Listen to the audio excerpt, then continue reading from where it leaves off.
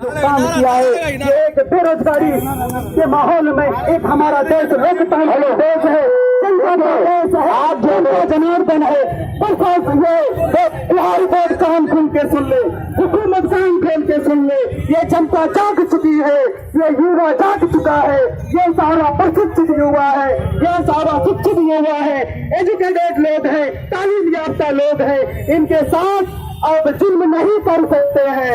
अगर आप जुल्म करोगे, यही युवा बनते हैं, देश का भविष्य है, यही शिक्षा मंत्री है, यही प्रधानमंत्री है, यही आपका देश का रखवाला है। और हम लोकतांत्रिक देश है, हमें कुछ नहीं चाहिए आपसे, हमें 2-3 टाइम की खुराक का रोजगार चाहिए। क्या भाई आपको रोजगार चाहिए?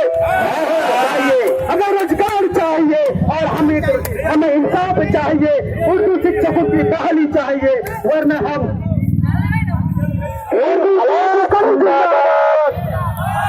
दीदी संघ जिंदाबाद, उर्दू दीदी संघ जिंदाबाद। हमारे साथ इंसाफ करो, हमारे साथ इंसाफ करो।